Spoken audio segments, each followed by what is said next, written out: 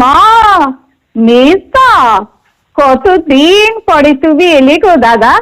আর জানো, তোমার কথা ভীষণ মনে পড়ছিল। আর দুদিন ধরে তোমাকে ফোন করব ভাবছিলাম, কিন্তু একটু কাজে ব্যস্ত ছিলাম, তাই আর ফোন করা হয়ে ওঠেনি। তা দাদা, বৌদি, টুকাই, ঝুমি সবাই ভালো আছে তো গো? হ্যাঁ রে করবি, সবাই ভালোই আছে। তোর বৌদির মাঝে শুধু একটু ভাইরাল ফিভার হয়েছিল। ও মা, তাই? 3 সময় লেগে গেল রে রিকভারি করতে। হ্যাঁ, আচ্ছা। জানো তো, এটা না এখন সব ঘরে ঘরে হচ্ছে গো। হ্যাঁ, এখন ভালো আছে তো? হ্যাঁ, তা ঠিকই আছে, কিন্তু দুর্বলতাটা এখনো কাটেনি। ও আচ্ছা দাদা, জানো তো, যাবো একদিন। কতদিন বৌদি আর তোমার বাচ্চাদের দেখি না, বলো। দেখে আসবো। আসিস একদিন বোন, এলে সবাই খুব খুশি হবে। হ্যাঁ গো, যাবো, নিশ্চয়ই যাবো। তবে আমার দিদি তো ভীষণ ছোট, ওর সেবা করতে করতেই জানো দিন কেটে যায়। সে কি আর করি, ওকে তো আমাকেই মানুষ করতে হবে। হ্যাঁ হ্যাঁ, তা তো ঠিকই। তা ভালো আছে তো তোর মেয়ে? হ্যাঁ গো। ওকে দেখছি না কেন? ও ঘুমোচ্ছে গো দাদা। স্কুল থেকে ফিরে খাওয়া দাওয়া সেরে রোজই একটু ঘুমিয়ে নেয়। আচ্ছা দাদা, বসো। এই নাও তোমার চা, একটু মোগলাই করেছিলাম জানো। এই নাও, গরম গরম খেয়ে নাও। কিন্তু তোমাকে তো ক্লান্ত দেখাচ্ছে কেন গো দাদা? সত্যি করে বলো তো, শরীর তোমার ঠিক আছে তো? একদম ঠিক আছে, একদম। আসলে দিল্লি থেকে কর্পোরেট ম্যানেজাররা আসছেন তো, সেই জন্য একটু কাজের চাপ চলছে, বুঝলি? আচ্ছা আচ্ছা। বোন, হ্যাঁ বলো। জন্য আজ কিন্তু একটা দারুণ সুখবর এনেছি। তাই দাদা, কি সুখবর গো? বলো বলো। বলো, তোর স্কুলের ওই যে চাকরিটা, ওটা না হয়ে গেছে। তাই? এই দেখ বোন, তোর অ্যাপয়েন্টমেন্ট লেটার। ও দেখো দেখো, দাও। ও মা, সত্যি? দাদা, আমার যে আনন্দ আর ধরছে না গো দাদা। এসো এসো, দাঁড়াও, আগে তোমাকে একটা প্রণাম করে নি। ঠিক আছে ঠিক আছে। শোন, আর 3 দিন পরেই কিন্তু তোর জয়েনিং। হ্যাঁ হ্যাঁ। এত বড় আনন্দের দিনে আমি অবশ্যই তোর সঙ্গে থাকবো, নিয়ে যাব তোকে। হ্যাঁ, তুই একদম চিন্তা করিস না। হ্যাঁ গো দাদা, ঠিক আছে। তুমি, বর্দা এরা পাশে না থাকলে কোথায় হারিয়ে যেতাম গো পিতৃহীন এই মেয়েটাকে নিয়ে। ছাড় তুই সব কথা, ছাড়। আসল কথাটাই তো বলা হয়নি। আজ এই বিকেল 4টে নাগাদ শ্যামলীদির ফোন ছিল। হয়? কোন শ্যামলীদি? আরে ওই যে শ্যামলীদি, স্কুলের হেড মিস্ট্রেস। ও হ্যাঁ হ্যাঁ হ্যাঁ হ্যাঁ, আচ্ছা আচ্ছা, মনে পড়েছে।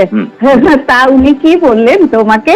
বললেন, অলোক বাবু, আপনার বোনের চাকরিটা তো হয়ে গেছে, অফিস কিন্তু চিঠিটা নিয়ে যাবেন, আমি থাকবো। আচ্ছা। তা গেলাম। কথাবার্তা শুনে মনে হলো, বুঝলি, মাইনে ভালোই দেবেন। আচ্ছা আচ্ছা আচ্ছা, আমার তো খুবই আনন্দ হচ্ছে। কিন্তু দাদা, আমার মিমি তো ভীষণ ছোট, ওকে একা একা রেখে বাড়িতে আমি কি করে স্কুলে জয়েন করব দাদা? আরে তুই চিন্তা করিস না, আমি আগামীকাল একজন আয়া নিয়ে আসবো।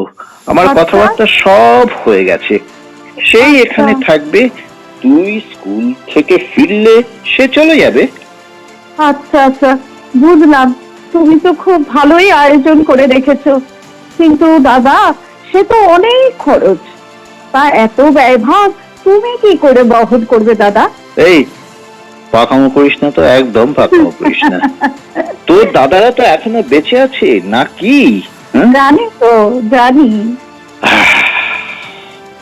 আমি শুধু মাঝে মধ্যে সমরেশের কথা ভাবি। কি অমানুষ, ভাবি সন্তানের কথা তাই চিন্তা করলো না। না, একেবারে ও মানুষ। 22 দিন আমার বেবিকে নিয়ে নার্সিং হোমে ছিলাম। তুমি তো জানো মেজদা, আমার সিজার বেবি হয়েছিল। হ্যাঁ, জানি তো। জমে মানুষের টানাটানি, আর আর তার মধ্যেই সব ওলট পালট।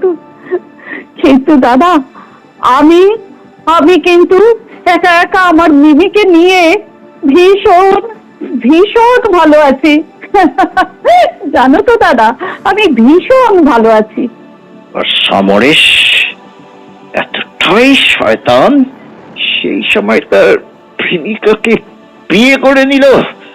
উফ, আমি ভাবতে পারি না। কিন্তু দাদা, আমার তাতে কোনো দুঃখ নেই, এক ফোঁটাও দুঃখ নেই। দেখো তুমি ইস্তা, আমি কি আবার বিয়ে করতে পারতাম না? আমার রূপ ছিল, যৌবন ছিল, কিন্তু না, আমি সমরেশের মতো স্বার্থপর অমানুষদের দেখিয়ে দিলাম আমি তোমার মতো নোংরা নই, আর কোনো দিনও তা হতে পারবো না। একা একা কিভাবে বাঁচতে হয় সমরেশ তা জানুক, দেখুক। বছর ধরে কেস চলল, কিন্তু জিত তো তোরই হলো বোন। হ্যাঁ, এতদিন আইনি লড়াই করেই তো তুই তোর মেয়েকে পেলি, তাই না? হ্যাঁ গো, হ্যাঁ গো, পেলাম।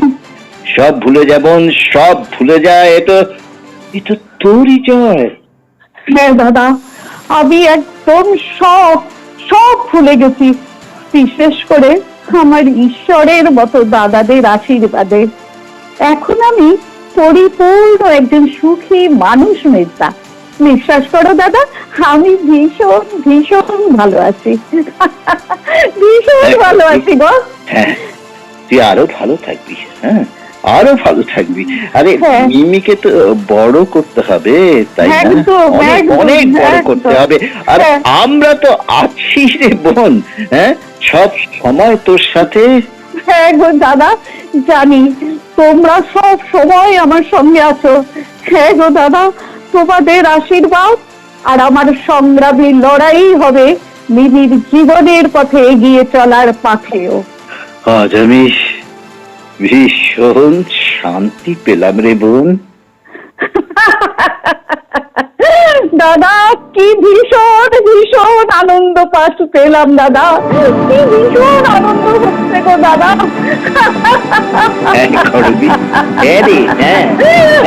দাদা, ভীষণ ভীষণ আনন্দ।